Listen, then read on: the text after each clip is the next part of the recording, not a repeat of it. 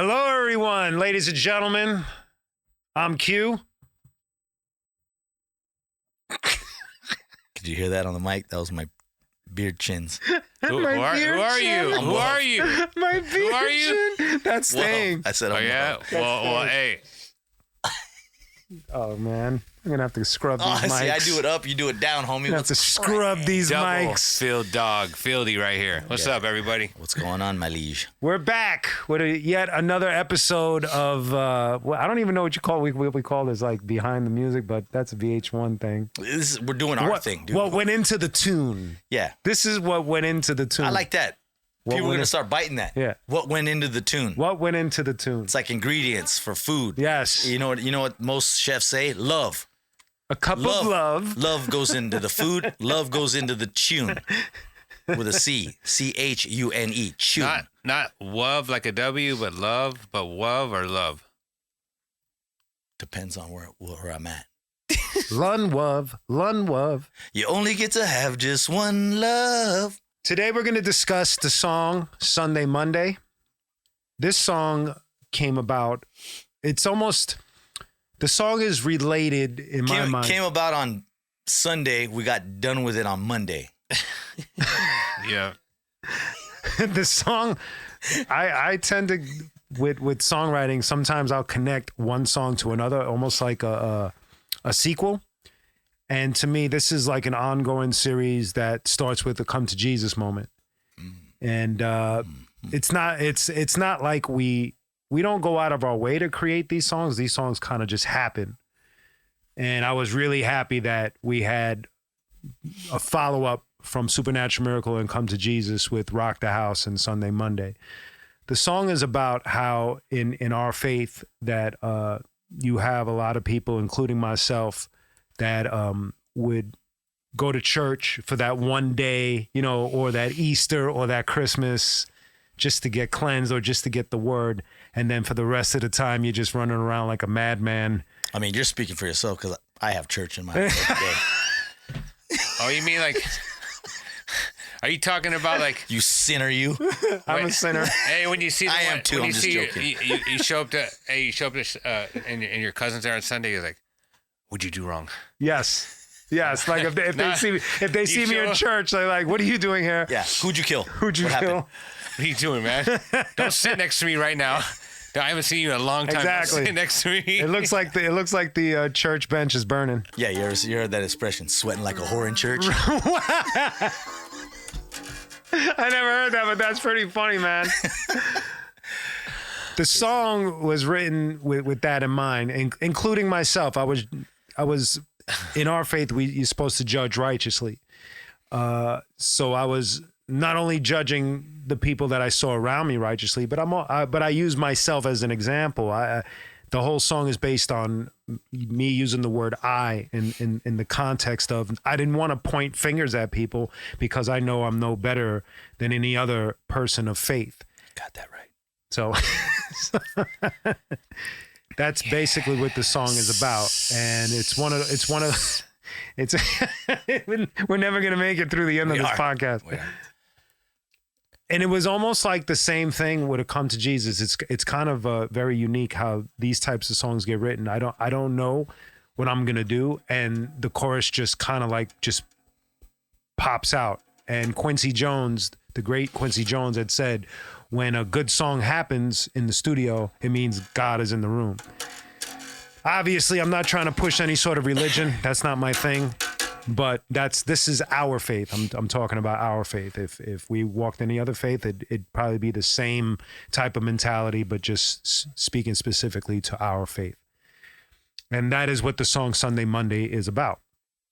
Another dynamic about the song, that especially with this album, was making the guitar during the verses take more of a backseat and letting the bass walk with the vocals and the drums. It was something that I think all three of us kind of like made an observation on how sometimes rock songs, they could crowd the entire song with guitar. And we wanted to have that stripped verse where it's the vocal, bass, and drums. That's what I'm talking about. Taking a walk. The song is basically like, it's cool because everybody, you could see it. It's out. You know, time you guys are gonna see it's already been out, but the comments are what's great is because people just make up their own, like, you know, idea of what it's about, and they're like way off every time. So if after they watch this, they can hear what you're saying, what it's about. But it's like we already seen comments like they're way off. Like, what are you guys talking about? But it's still awesome because they enjoy the song. Yeah. But I like the comments where they're kind of like they don't get it. So they gotta dig deeper, and that's what I like about songs where you listen to it, and I'll hear it. If I was a fan, I'd hear it and be like, what are they talking about? So I'd have to hear it a lot of times. So that's, you know, even like Come to Jesus, I'd had to hear it a lot of times because I'd be like, what kind of song is this? Right. And you played me a song from the Doobie Brothers yesterday that was Minute by minute, you know, that song. Oh, Jesus is just all right. But like those, it's cool though. I like those kind of songs. So this reminds me of that, or even the one I played you yesterday from, I forget the band I played you. What's his name? Gary Britt, I think it was. It's not Gary Busey. No, but it's I like those kind of songs where you have to really like listen, and it's not a direct anything really. Right. And how do you feel? Like, I feel like I'm a sinner just like you. Right. That's how, if I hear the song, and that's, anybody hears the song, you hear it go, if you're really honest with yourself, you're like, oh yeah, we all are. That's what I get out of it. It's cool. And what about the instrumentation? The fact that we did the whole stripped down bass, drums, and vocals, especially during the verse and all of that. Love it.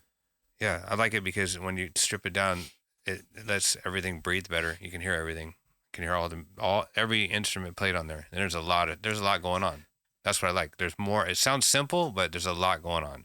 Right. Keyboards and bass, and so we're saying stripped down, but it's like there's a lot. Right. What else we got on there? Synth, maybe some little percussion. I don't remember if we did that on that one. Kazoo, right. cowbell. We explored the space. What? Whoa. You have to. Now focusing on a rattle. Well, you had the rattle shaker in that one too. Remember? I don't think so. With the The rattlesnake. next one, I'm getting a rattlesnake shaker. You're gonna hold. Web's gonna hold a live rattlesnake. Oh, hold a live one. Hold his head this way, right at cue. While he's holding the tail over here, it's gonna be shaking right here. We're gonna record it live. Wub got hands for like to be a snake catcher. Like No. he has this like. I hate snakes. Snakes like walking ones, or just like the crawling kind. Oh, that was a good question. Which one are you talking about? That's a good. He's not afraid of walking. I ones. just did a snake thing. Yeah. Wub has All of them, homie. All the snakes. Wub has knocked Human out. and reptilian. You've knocked out a couple of walking snakes in your lifetime. Oh, yeah. And freaking chameleons, especially the ones that blend in with other people and pretend to be something else. Then I wrangle them up like I'm in the outback. Right. Stomp them down. What meaning does the song have to you, both in content and in music? I love that. Now I know that I can sin Monday through Saturday. Right. Sunday, I'm gonna be all right. Right. That's very funny. Just joking. That's very funny. No, I like to hear your take on, like, you know what I mean, like having a walk with God. You know what I mean? Right. Or, you know, whatever other people think. I like to hear like other people's interpretation of like what their spiritual walk is, what their journey is. You know what I mean? And I think for us three, it's pretty common. You know what I mean? Like we all love our families. We all love our friends and everything like that. We love God. You know what I mean? We like to be good people, but the sinful nature in us is automatic. For everybody. Right. Not just us, for everybody. Right. So you too. So don't be looking at me pretending like you're perfect, you snake. Just joking. All right. All right, man. I'm getting deep. All right, man. Preach, brother. Preach. Never mind. Anyways, no, it's just a good tune, and I love this hook from the beginning. This has been my as soon as we did the demos of it, my two sons, I played them the whole record, and this was their favorite song from the gate. That means a lot to me. You know what I mean? It sounds freaking awesome, like vocally. I love the stripped down version. I love like having space, like in songs. Right. It always just, for me, the lyrics just like hit more. Right. You know what I mean? It breathes more, and it's just like what you guys been saying. It just, the dynamic sounds a lot cleaner and clearer. Now turning to the remix, we chose to go down the lane of a band that we all love, Depeche Mode, and we pay homage to them by singing a little bit of their Enjoy the Silence song. Because who is the lyrical genius? Martin L. Gore. is a lyrical genius. Understand what I'm saying? I'm a massive Depeche Mode fan. He is. I was shocked at that. And I think everybody watching this, now that they know, because I was shocked at that. I've known you for a long time. Yes. Especially from the world you come from. Yes. And to know that you know every freaking Depeche Mode song lyric, and then some of the stories you told me when you were younger, trying to go to the Depeche Mode stuff. Went to see them at Madison Square Garden. That blew my mind. Yeah. Coming from Brooklyn, son. Hip hop, the whole nine. I gotta give shout out to my boy Richie Santana, who he introduced me. He was ahead of the game in your neighborhood. He was ahead of it. He was. You know what was up. He was that dude in the hood. He was from the hood. Black eyeliner, the whole nine. Yeah, like the black slacks. Rolling down Brooklyn. Yeah. All I wanted, yeah, exactly. All I ever needed was him. He was that dude, and he introduced me to The Cure. I knew some fools like that. Yeah, The Cure, Depeche Mode. Or the Creepers, homie. They had the crown cuts. For us, it was Zodiacs. We had Zodiacs. Cavaricis, doggy, the whole nine. I had some of those. Yeah. It was an honor to do something within that vein. And when you got brothers around you that are so encouraging about wanting to do things and experiment, it just makes it all that much more, not easy, fun. Yeah. You know, to turn to Wuv and Fieldy and be like, let's do something in the Depeche Mode vein, and not know what they're going to say. And they're like, yeah, hell yeah. And it's Who doesn't love Depeche Mode, dude? I'm hearing the remix, and it sounded pretty sick. I like it. Yeah, I'm happy it turned out good. That. Yeah, I'm excited about everything that I use electric drums. Yes, drums that's back right. here, which is cool. Is that something like, as a drummer, does that bother you at all? Honestly, no, not. It's on a per song basis. Like, if you were to say, what would you rather play live? Of course, I want to play acoustic drums. You know what I mean? Right. But like for that kind of sound, you know what I'm saying? Right. You could do that with the technology now. You could play it on an acoustic drum and like trigger all the sound. But it just felt cool doing it on the electric kit. And then you're a freaking engineering mastermind behind the things, and you know how to make things sound good. So I had complete confidence it was going to sound dope. Thank you, my friend. It does. Thank you. Thank you. And it took Fieldy months to lay the bass, so. What are you talking about?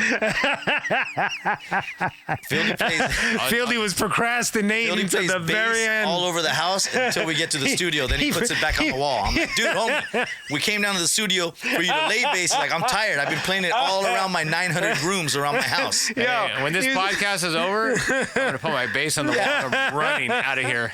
Running. It's funny. We've been down here all day. I'm out. My computer's on. Hey, can you put bass on this? Yeah, later. Fieldy was waiting to the very last second. He's like, "Are you about to upload the song? All right, let me play bass right now." Wait, I can't put bass down. There's no shaker on it. There's no shaker. True story. Like, he's playing the bass right now more than he played on the remix right now.